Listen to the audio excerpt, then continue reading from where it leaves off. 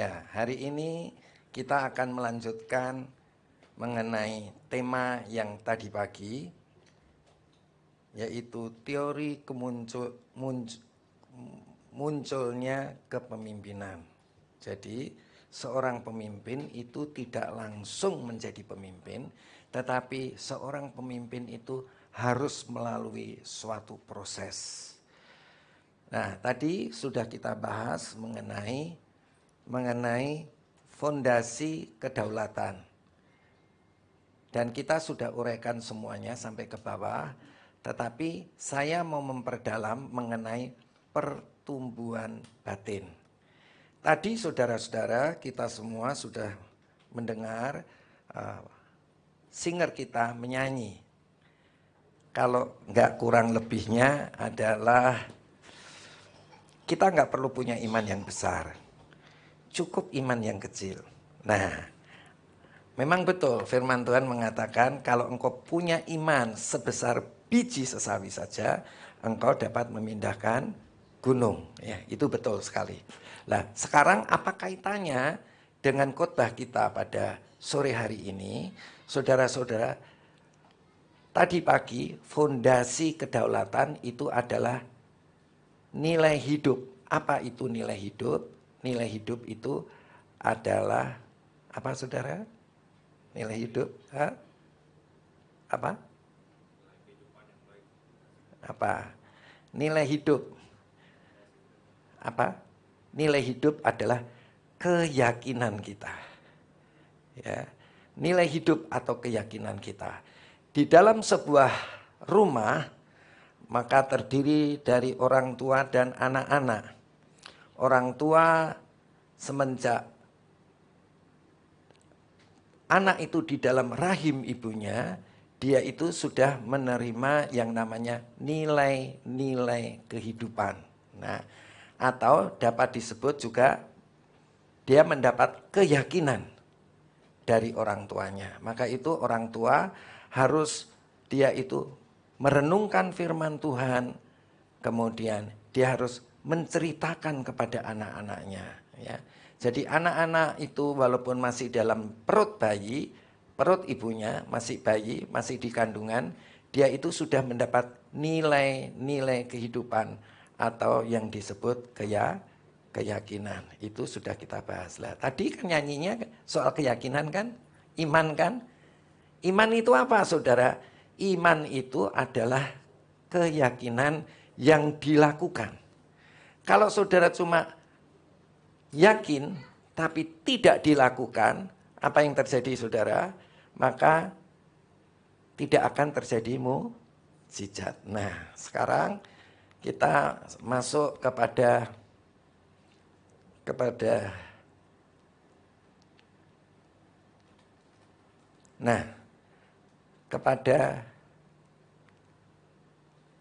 pertumbuhan batin seorang pemimpin.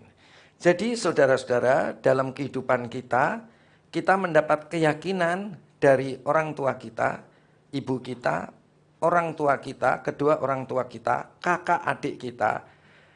Waktu kita bermain, waktu masih kecil, kita juga waktu kita bekerja, sekolah, itu kita mengalami yang namanya menerima pengalaman atau menerima nilai-nilai hidup atau keyakinan kita.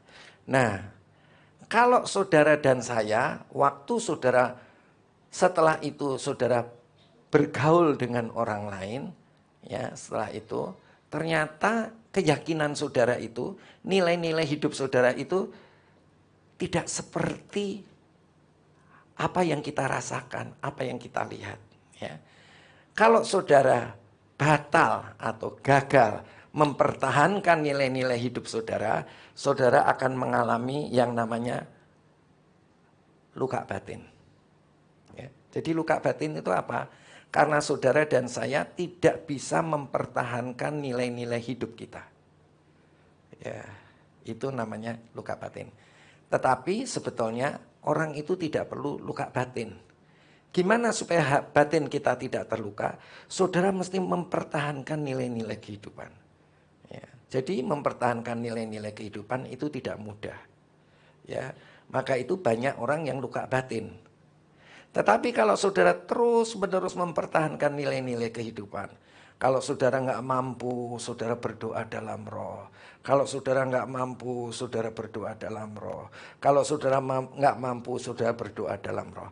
Maka batin saudara, jiwa saudara nggak akan robek. Saudara tidak mungkin akan mengalami luka batin. Nah, kita akan lihat di sini. Amsal 27 ayat 9. Minyak dan wangi-wangian menyukakan hati.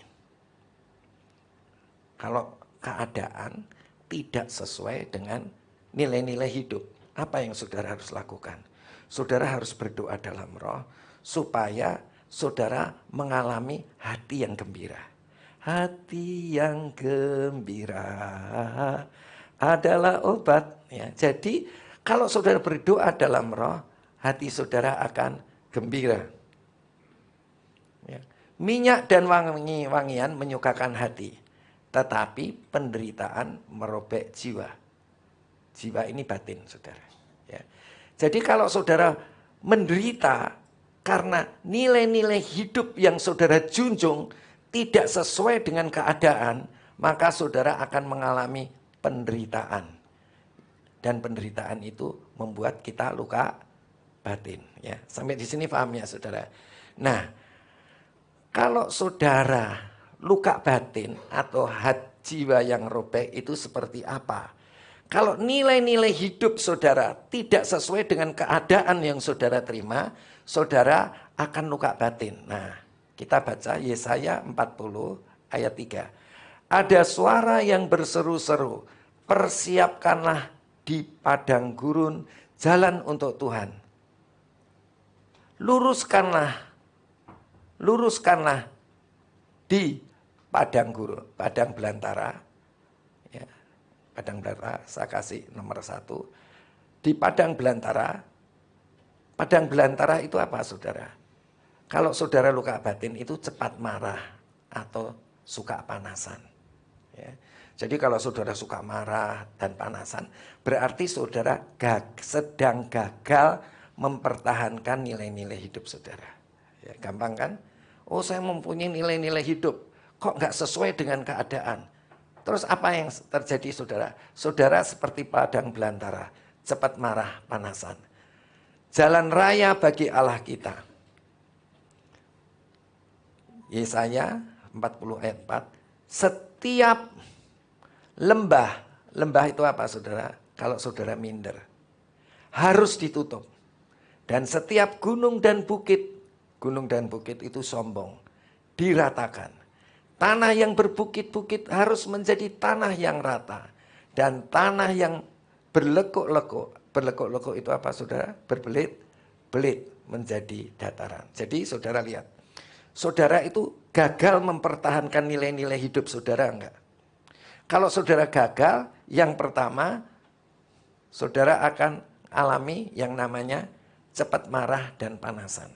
Itu artinya saudara gagal mempertahankan nilai-nilai hidup. Yang kedua, suka minder. Ya, kalau saudara suka minder, berarti saudara gagal mempertahankan apa, saudara? Nilai-nilai hidup saudara. Padahal nilai hidup itu adalah keyakinan. Kalau keyakinan itu engkau jalankan, itu adalah iman. Iman itu bisa memindahkan gunung. Ya. Harus ditutup, dan setiap gunung dan bukit, gunung sama bukit itu kan tinggi, saudara. Orang yang sombong. Jadi kalau saudara dan saya sombong, itu pasti kita gagal mempertahankan nilai-nilai hidup. Kemudian tanah yang berbukit-bukit harus menjadi tanah yang rata, dan tanah yang berlekuk-lekuk. Siapa di sini kalau ditanya muter sini, ditanya lagi muter sana. Nah, itu namanya saudara apa, saudara? Saudara gagal mempertahankan nilai hidup. Mari kita lanjutkan. Pertumbuhan batin seseorang pemimpin adalah proses refleksi yang mendalam. Ya, jadi saudara-saudara, saudara itu kalau saudara punya nilai hidup, kemudian saudara ketemu keadaan itu adalah tidak sesuai dengan nilai hidup, saudara itu mengalami proses refleksi. Mulai lihat balik yang mendalam.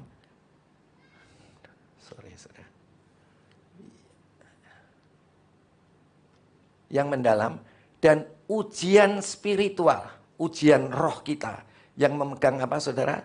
Keyakinan tadi yang mengajarkan kebijaksanaan. Jadi roh kita yang memegang nilai-nilai hidup itu akan mengajarkan kebijaksanaan serta ketangguhan untuk menghadapi tanggung jawab di masa depan. Jadi saudara-saudara, kalau keadaan itu tidak sesuai dengan nilai hidup, maka saudara akan merefleksi ulang, refleksi yang mendalam. Karena apa saudara-saudara?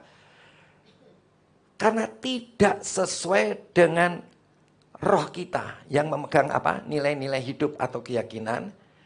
Padahal ujian roh kita, ujian spiritual kita itu mengajarkan kebijaksanaan. Jadi kalau saudara menghadapi sesuatu yang tidak sesuai dengan keyakinan saudara atau nilai-nilai hidup saudara, jangan saudara lepaskan nilai-nilai hidup di dalam roh kita. Jadi apa yang saudara harus lakukan? Karena apa yang ada di dalam roh kita itu mengajarkan kebijaksanaan. Jadi kalau saudara perhatikan roh saudara, atau saudara berdoa dalam roh, maka Roh Kudus yang ada di dalam roh kita, yang memberikan nilai-nilai hidup di dalam hidup kita, itu mengajarkan kebijaksanaan serta ketangguhan untuk menghadapi tanggung jawab di masa depan. Jadi saudara dan saya, perhatikan apa yang ada di dalam roh saudara.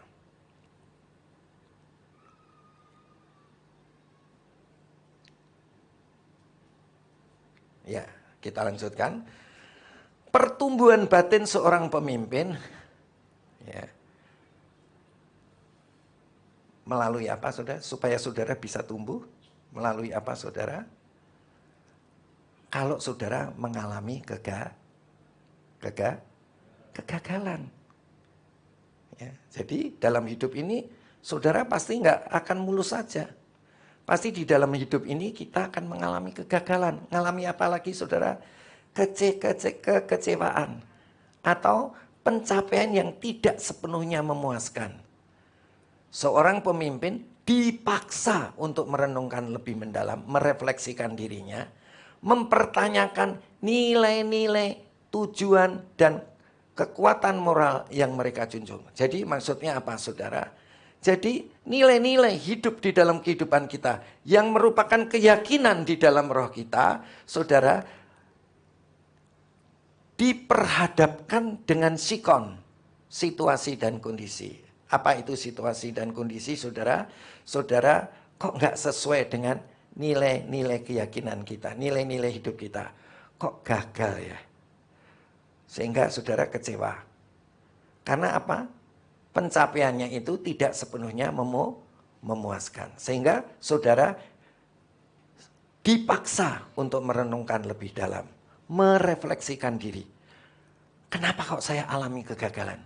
Kenapa saya kok alami kekecewaan? Kenapa saya kok tidak berhasil? Kenapa saudara? Keadaan seringkali tidak sesuai dengan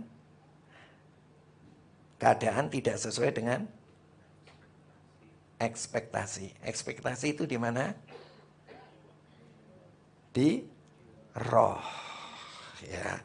Nilai-nilai hidup itu ada di dalam roh kita. Semenjak kecil kita diajari oleh ibu kita. Semenjak kecil kita diajari oleh papa mama kita. Semenjak kecil kita diajari oleh kakak adik kita. Ya. Dia ngajari nilai-nilai hidup dari apa yang dikatakan Tuhan. Betul nggak saudara? Jangan panjang tangan. tapi mesti pendek tangan. Betul nggak saudara? Ya kan? Mesti rajin belajar, kerja yang rajin, jangan telat. Nah, itu kan nilai-nilai hidup yang ditawarkan kepada kita. Ya, nilai-nilai hidup. Tapi kenyataan teman-teman kita pada telat. Teman-teman kita nggak mau belajar. Ya kan? Bahkan orang tua juga sukanya kelayapan. Ya. Jadi kan nggak sesuai. Jadi anak itu melihat orang tuanya aja kelayapan, saya kok bermain kok nggak boleh. Ya. Jadi seringkali kondisi orang tua kita yang ngajari nilai-nilai hidup, tapi prakteknya tidak melakukan nilai-nilai hidup. Akhirnya apa yang terjadi, saudara? Bisa dibantu saya? Seorang pemimpin bilang, jangan telat, tapi pemimpinnya sendiri telat. Apa yang terjadi? Anak menjadi luka batin. Ya. Dia mengalami kekecewaan dan lain sebagainya. Pertumbuhan batin seorang pemimpin, setiap tantangan menjadi seperti bara api. Anak itu buatnya marah itu, saudara. Ya kan? Saudara pernah nggak batin saudara marah? Pimpinan ngomongnya begitu, kenyataannya tidak begitu, ya kan? Maka itu setiap tantangan menjadi seperti bara api yang menempa keteguhan nilai hidup. Mengasah dan saudara, kalau saudara seperti itu, apa yang saudara perbuat? Bisa dibantu saya?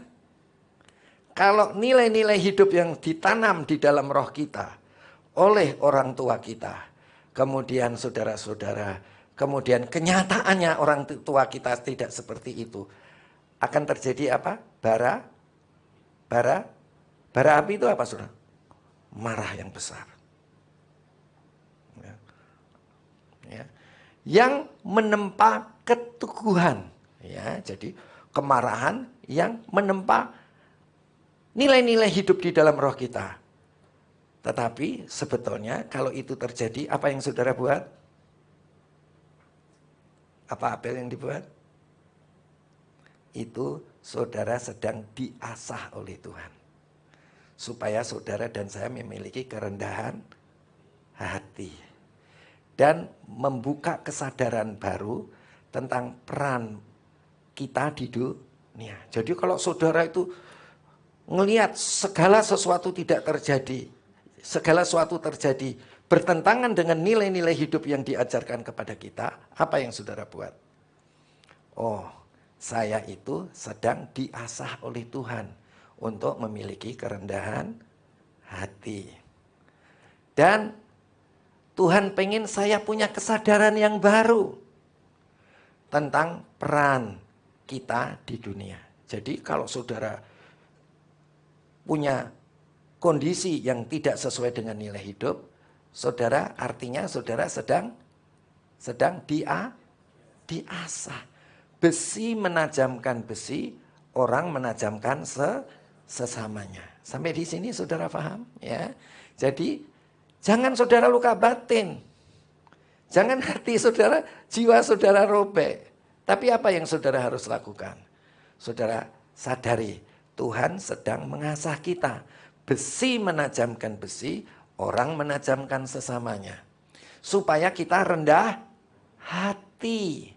Dan membuka punya kesadaran baru. Tentang apa saudara? Peran kita. Ya, peran kita. Bahwa kita itu punya peran untuk dunia, untuk mewarnai dunia.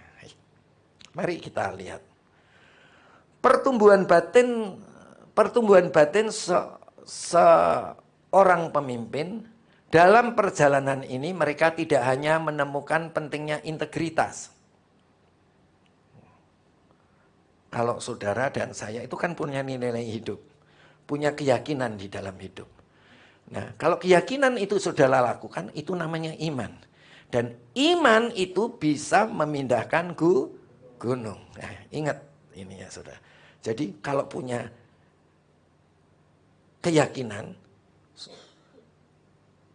atau saudara punya nilai hidup, dipertahankan. Jangan goyah. Supaya saudara tidak jatuh. Ya. Jadi kalau saudara menemukan pentingnya integritas dan keteguhan. Integritas dan keteguhan itu adalah nilai hidup yang dipertahankan. Ya. Jadi kalau saudara punya nilai-nilai kehidupan, yaitu keyakinan kita terhadap firman Tuhan yang ditanamkan oleh mamah kita di dalam rahim ibu mamah kita, yang ditanam oleh papa mamah kita, yang ditanam oleh kakak adik kita, yang ditanam oleh lingkungan kita yang memberikan nilai-nilai kehidupan, saudara harus dipertahankan. Jadi saudara harus berpegang pada integritas, kejujuran, dan keteguhan. Jujur itu terhadap apa, saudara? Terhadap nilai-nilai kehidupan. Tetapi juga mengembangkan kepekaan spiritual.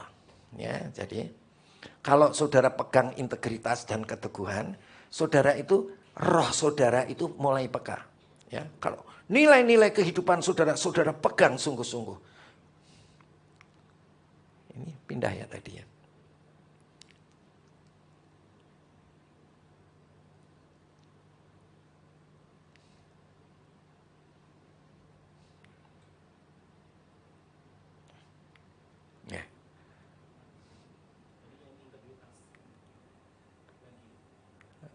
Thank you. Ya, ini ya. Oke, thank you. Nah, saudara-saudara, kalau saudara lihat di sini, kalau saudara punya integritas, kejujuran, dan keteguhan dalam nilai-nilai kehidupan tadi, ya, saudara itu akan peka dengan roh saudara. Saudara tahu peka dengan roh saudara? Jadi, kalau saudara mengalami masalah, saudara-saudara, saudara itu tinggal tanya sama Roh Kudus yang di dalam. Roh Kudus, kalau begitu apa yang harus aku lakukan, Roh Kudus? Ya, saudara akan punya kepekaan. Kepekaan spiritual yang lebih dalam. Jadi kehidupan orang itu yang pertama-tama pegang itu yang namanya nilai-nilai hidup atau keyakinan itu.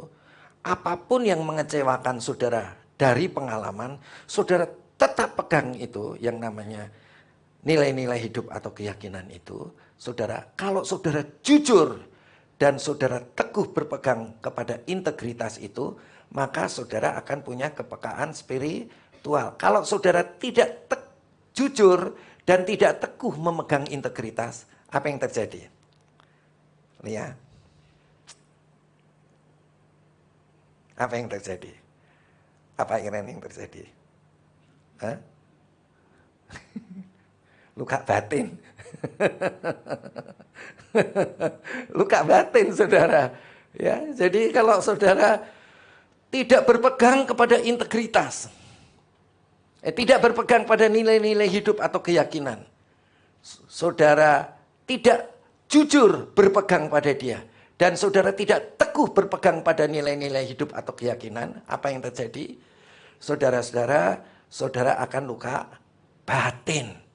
Tetapi kalau saudara pegang namanya integritas atau kejujuran, dan dengan teguh saudara pegang namanya nilai-nilai kehidupan atau keyakinan tadi, saudara-saudara, roh saudara akan peka. Saudara tahu apa yang saudara lakukan. Dari mana? Dari Roh Kudus yang di dalam. Ya. Lebih dalam, yang pada akhirnya menghubungkan mereka dengan orang-orang di sekitar serta tujuan yang besar dari sekedar ambisi pribadi. Ya, karena dia berpedoman kepada kepemerintahan Roh Kudus yang ada di dalam roh kita, petunjuk-petunjuk Roh Kudus yang ada di dalam roh kita, maka kita menjadi peka roh kita. Dan akhirnya saudara itu tidak punya ambisi pribadi. Ya kan? Biasanya kan kita yang memerintahkan ego kita. Ya, jadi ego kita turun, siapa yang memerintah? Roh Kudus. Ya. Ini bagusnya, saudara. Jadi kalau kita tidak berpegang kepada nilai-nilai hidup, sehingga kita tidak secara jujur dan teguh berpegang pada nilai-nilai hidup atau keyakinan, apa yang terjadi, saudara-saudara? Saudara akan luka batin. Saudara terus akan punya ambisi pribadi. Tetapi kalau saudara berpegang pada nilai-nilai hidup saudara, saudara akan peka secara spiritual. Apa-apa saudara itu tahu. Ya, apa-apa saudara akan tahu. Tahu dari mana? Dari Roh Kudus, ya kan? Jangan seperti keledai yang jatuh di dalam lubang yang sama, ya. Saudara akan beda nanti, ya, kita, ya. Pertumbuhan batin seorang pemimpin. Proses ini kerap kali tersembunyi. Kalau saudara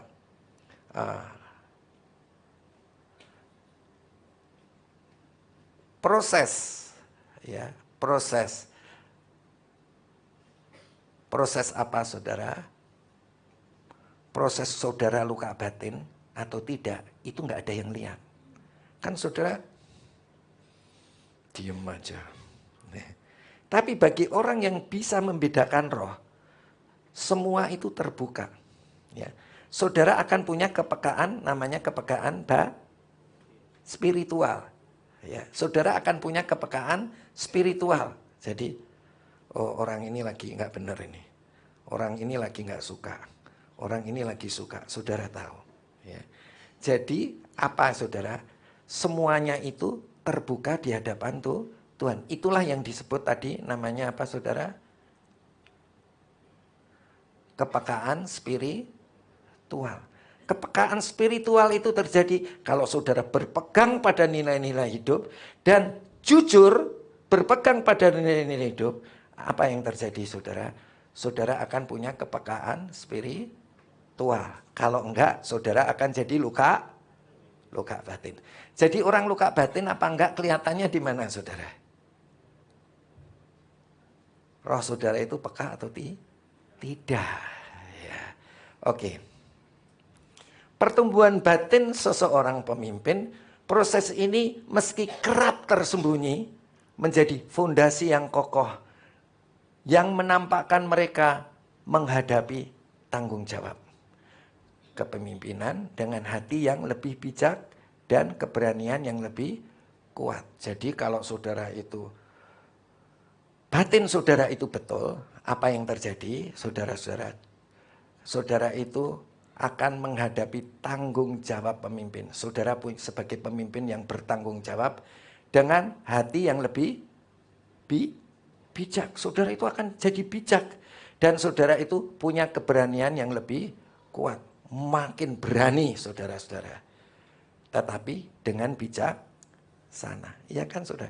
Kalau berani aja kan bikin ribut. Tetapi kalau saudara berani ditambahi bijak, apa yang terjadi? Berani ditambahin bijak, apa yang terjadi, Andrew? Sana. Berani tapi bijak. Apa? Oh, global. Jadi orang itu harus berani.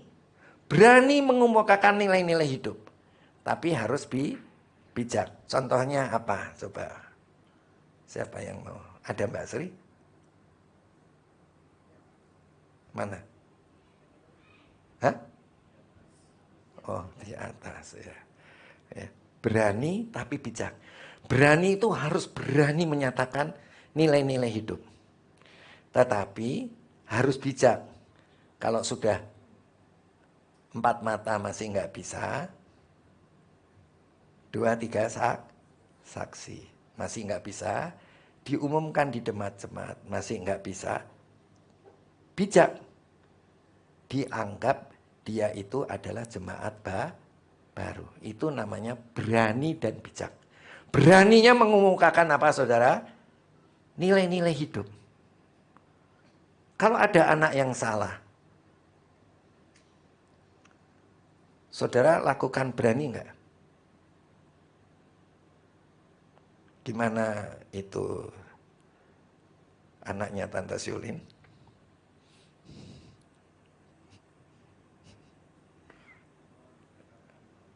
nggak berani.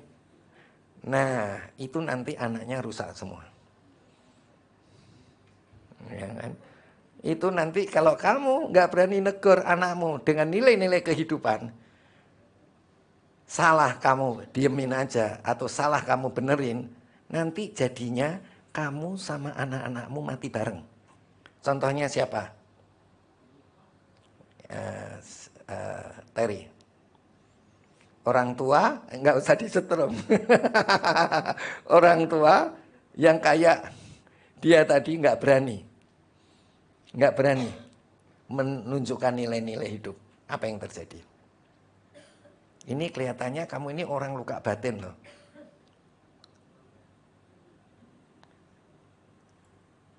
Luka batin kamu itu. Ya. Sama anak kok nggak berani negur kalau salah. Kita harus berani mengemukakan nilai-nilai hidup, tetapi harus bijaksana. Ya. Siapa tadi?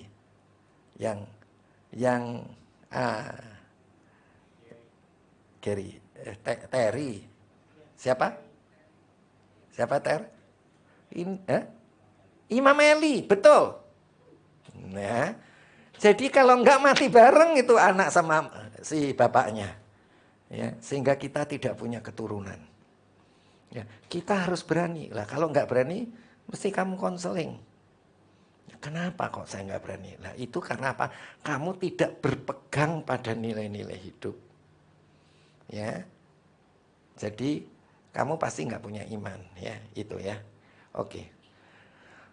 Memampukan mereka menghadapi tanggung jawab kepemimpinan dengan hati yang lebih bijak dan keberanian yang lebih kuat.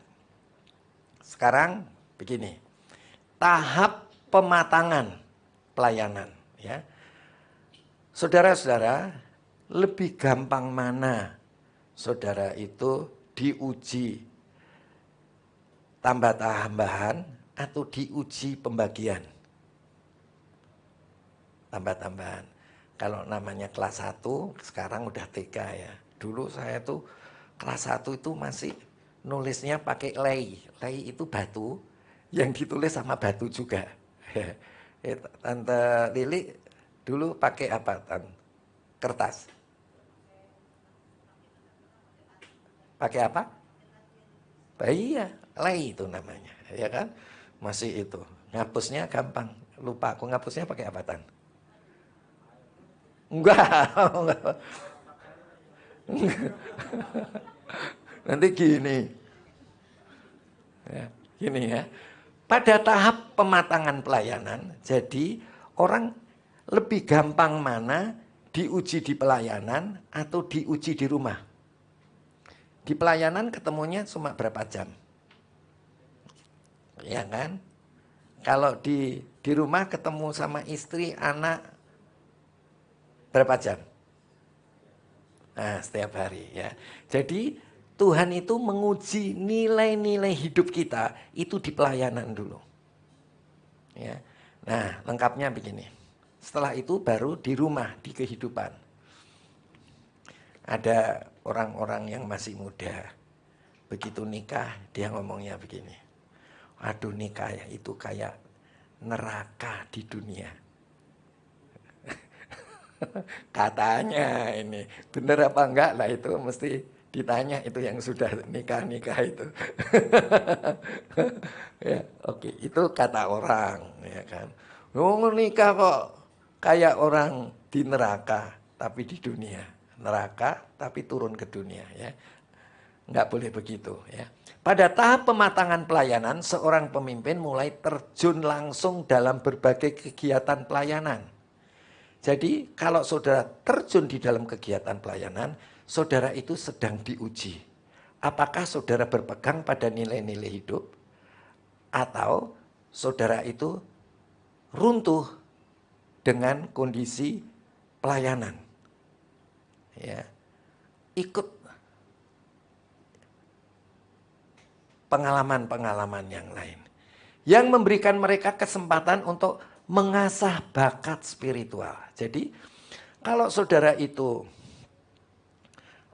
mengasah yang pertama, pematangan yang pertama itu adalah dalam pelayanan. Nah, untuk apa saudara? Saudara ikuti kegiatan pelayanan untuk mengasah bakat rohmu. Kalau saudara keluar dari pelayanan, itu artinya rohmu tidak terasa. Itu lihat itu, sudah saya tulis. Ya. Jadi kalau saudara keluar dari pelayanan, artinya roh saudara. Artinya saudara tidak mau diasah bakat spiritual saudara. Apa bakat spiritual kita? Tanya sama Roh Kudus. Apa katamu Roh Kudus? Apa katamu Roh Kudus? Ya. Karena Roh Kudus akan memberikan apa saudara?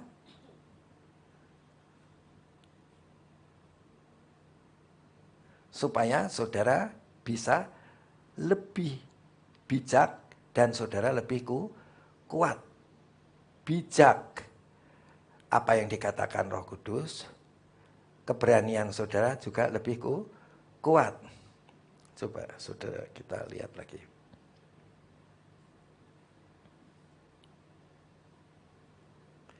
Ya. Jadi saudara akan menghabisi ambisi pribadi. Ya, kalau saudara ada di dalam kepemerintahan Roh Kudus. Coba kita lihat lagi ya.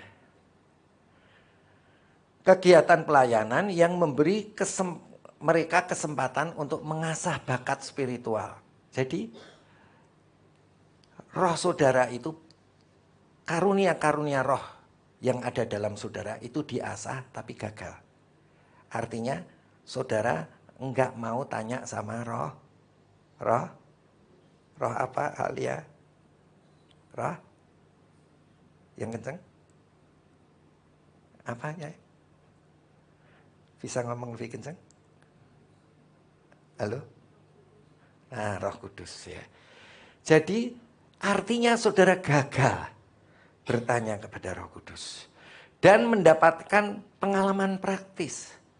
Ya, jadi saudara, kalau saudara gagal berarti gagal di dalam pelayanan. Saudara keluar berarti saudara tidak mau diasah bakat spiritual, bakat roh saudara yang sudah dipenuhi Roh Kudus, supaya saudara mendapat pengalaman praktis. Kalau saya mempertahankan nilai-nilai hidup saya, kemudian saya itu gagal dengan pengalaman hidup, artinya saya itu gagal bertanya sama Roh Kudus, dan saya itu tidak punya pengalaman praktis.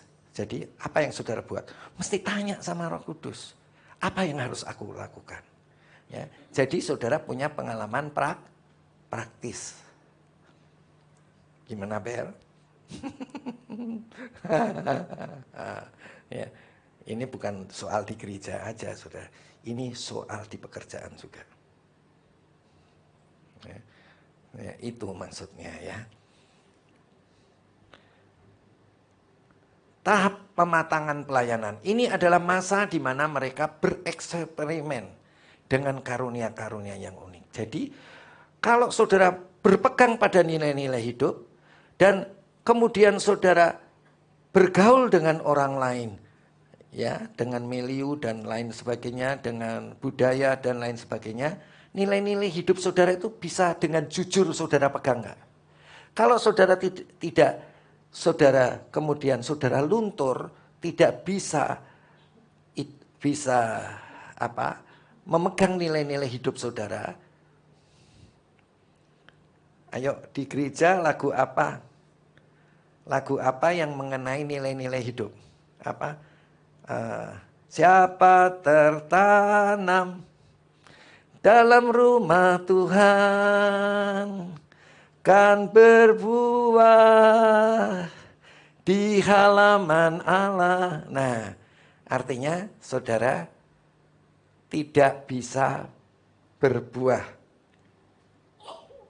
Ya, saudara tidak bisa berbuah. Jadi, apa yang saudara harus lakukan? Saudara harus mengasah bakat spiritual supaya saudara punya pengalaman praktis. Karena apa gunanya saudara? Saudara itu harus bisa mencontohi. Saudara harus bisa meneladani. Siapa yang saudara contohi dan teladani? Siapa, Ruth? Yang kamu contohi teladani siapa? Hah? Oh, yang kamu contohi.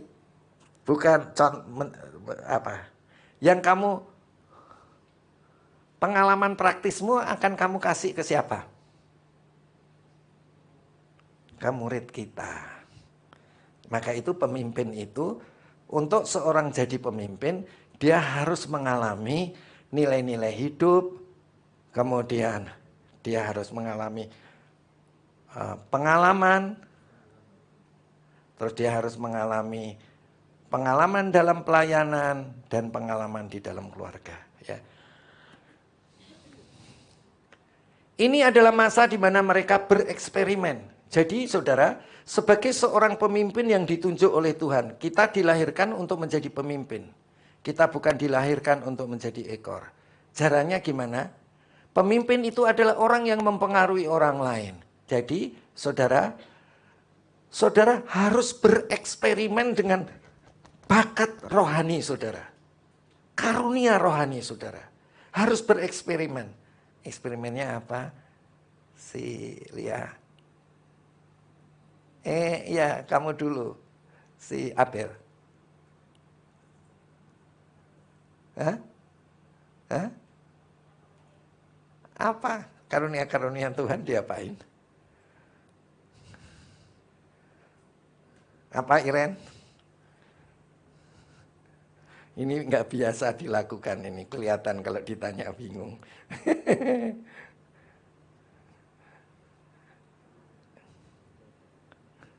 Itu. Apa saudara, ayo. Apa saudara?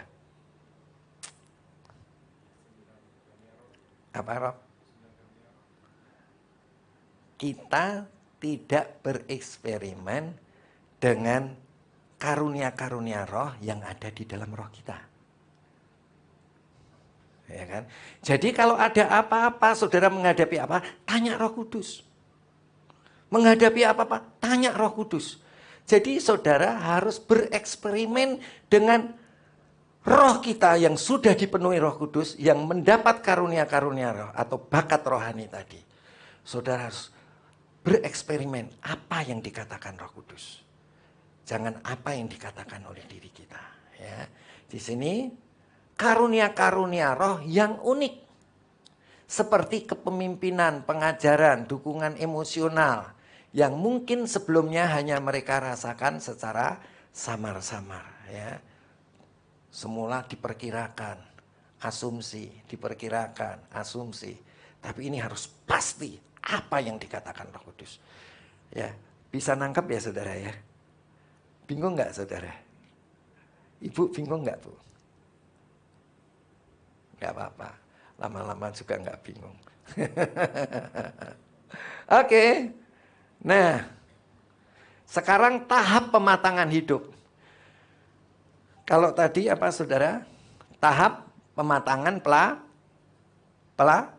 pelayanan, tuh pelayanan.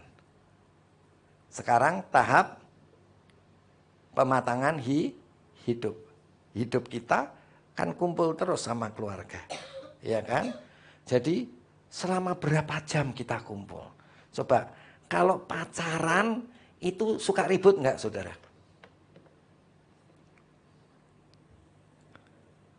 Dibandingkan kalau sama kawin, itu seru mana?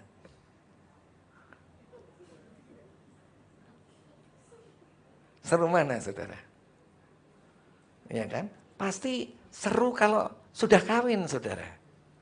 Ya kan? Kalau masih pacaran, itu kan nggak ada kesibukan apa-apa. Tapi kalau sudah nikah saudara-saudara, kesibukan kita banyak. Dan suka clash di situ. Ya. Kalau masih pacaran kan nggak punya kerjaan apa-apa. Khusus apel.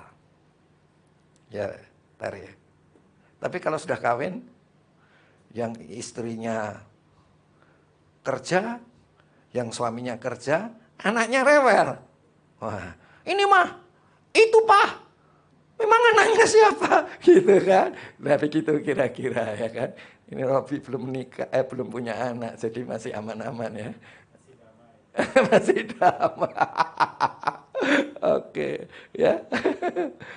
Meman Pada tahap pematangan hidup seorang pemimpin mulai benar-benar, ini sudah harus cepat selesai ini.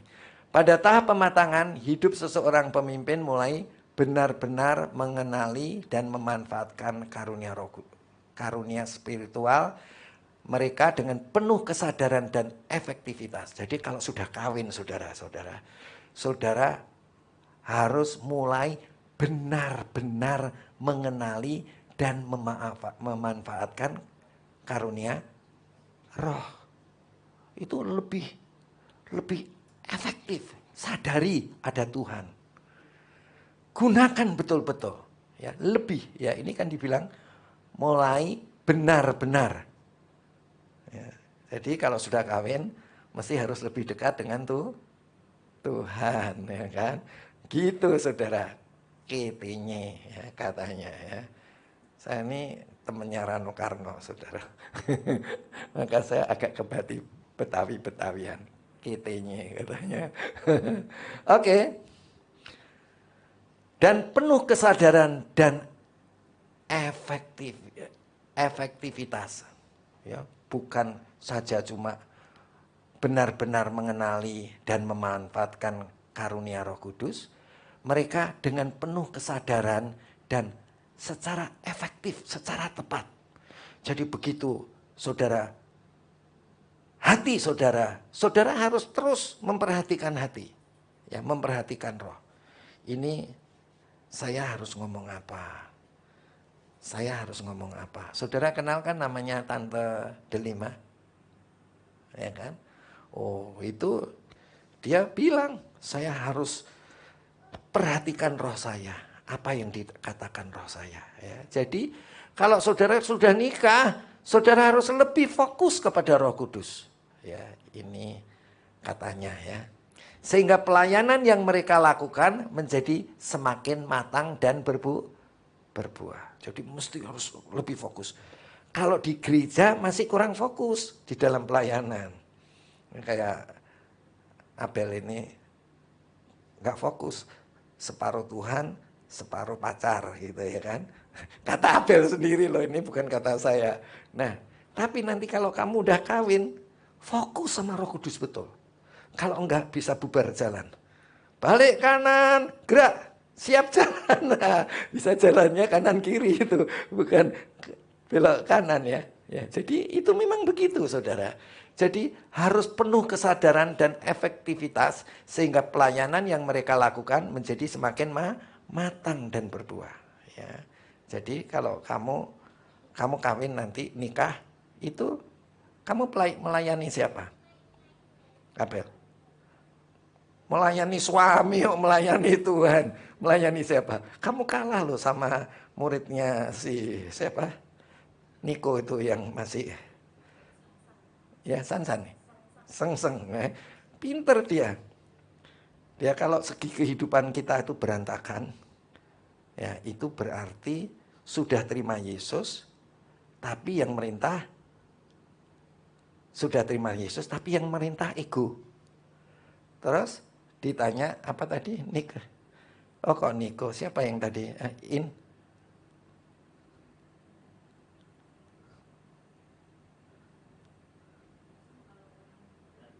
Kenapa? Nah, orang Buddha itu orang baik. Kan udah baik, ya kan? Terus saya bilang, sebaik-baiknya orang pasti untuk kepentingan siapa? Ini nyambung Abel nih. Untuk kepentingan diri sendiri. Loh, kok kita bisa baik kenapa? Kita baik karena Tuhan baik sama kita. Maka kita itu, saya baik kepada orang karena Tuhan. Ya. Bukan kita baik sama orang itu untuk orang lain. Ya, tapi kita baik kepada orang itu karena Tuhan baik, saya baik kepada orang lain. Bisa nangkap ya saudara ya. Nah, Di fase ini mereka tidak lagi sekedar bereksperimen atau mencoba-coba, tetapi sudah memahami kekuatan dan kelemahan pribadi. Ya, jadi saudara, kalau saudara sudah bertanya kepada Roh Kudus dalam hidup saudara, saudara itu ngerti kekuatan saudara, strength-nya saudara. Dan saudara tahu kelemahan pribadi saudara, weakness-nya saudara. Serta cara mengoptimalkan setiap karunia yang dimiliki untuk tujuan yang lebih besar. Jadi kita harus tahu, kalau kita sudah rajin bertanya sama Tuhan, Roh Kudus itu memberikan pengalaman kepada kita, mana weakness kita, mana strength-nya kita. Nah, saudara, dengan mengoptimalkan karunia yang Tuhan berikan kepada kita, untuk apa saudara? Tujuan yang lebih besar. Ya, apa tujuan yang lebih besar? Saudara bisa meneladani orang lain. Saudara bisa memuridkan orang lain. Memuridkan orang lain adalah meneladani orang lain.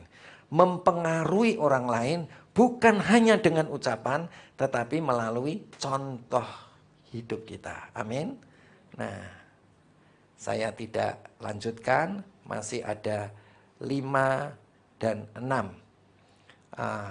Ini to be continue. Siapa namanya? Kamu potong ya 4, terus kamu kasih itu. 5, 6-nya dihilangkan ya. Oke, saudara-saudara, kita berbahagia karena kita mendengarkan firman Tuhan.